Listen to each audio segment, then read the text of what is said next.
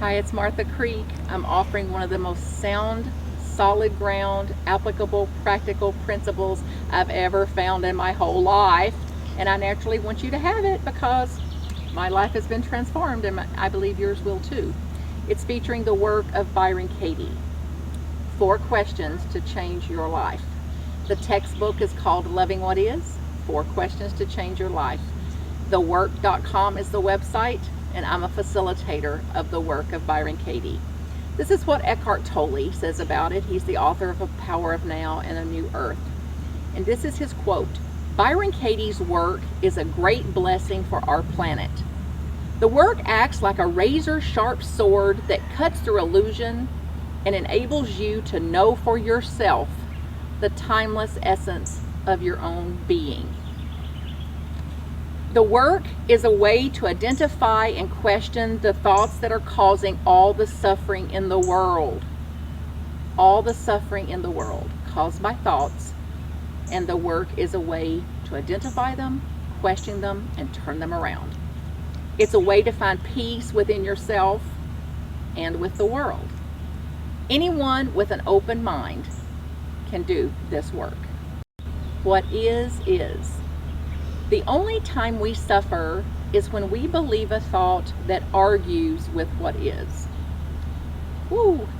When the mind is perfectly clear, what is. If you want reality to be different than it is, you might as well try to teach a cat to bark. You can try and try and try. And in the end, the cat will look up at you and say, meow. Wanting reality to be different than it is hopeless. Hopeless, hopeless, hopeless. Wanting reality to be different than it is hopeless. What? What does this mean? If you pay attention, you'll notice that we believe thoughts like these dozens and dozens of times a day. For example, people should be kinder. Children should be well behaved. My spouse should agree with me. I should be thinner.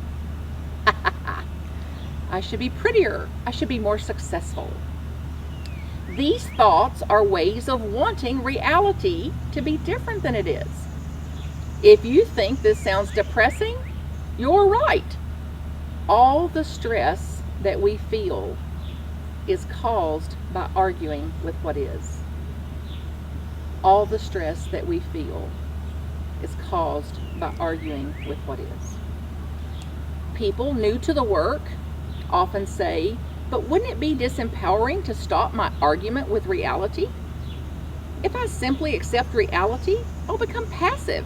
I'd even lose the desire to act.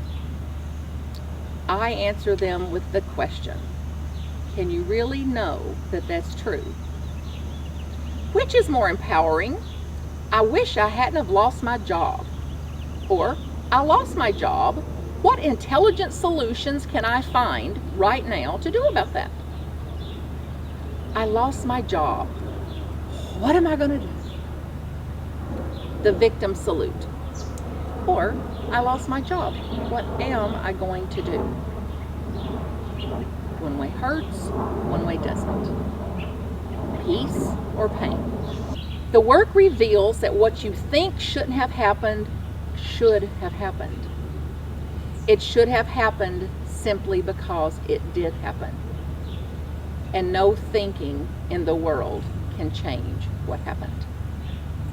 This doesn't mean that you condone it or approve of it. This doesn't mean that you like it or love it, that you prefer it, that you would have voted for it. It just means it happened. It just means you can see things without resistance and without the confusion of the inner war, the inner struggle. No one wants their children to get sick. No one wants to be in a car accident. But things like this do happen. They will happen. How can we be helpful in situations like this if we're mentally at war with what is? How can it be helpful to mentally argue with what is? We know better than to do it, yet we still do it because we haven't known yet how to stop it. It hurts when I argue with reality. We can know that reality is good just as it is because when we argue with it, we experience tension and frustration. We don't feel natural or balanced, coherent. When we stop opposing reality, action becomes simple. Action becomes kinder, fluid, and fearless. The work, an introduction. www.thework.com. A myriad of resources, audio, video, excerpts from the book, many languages, facilitators, workshops, events, free. Find it. Change your own life.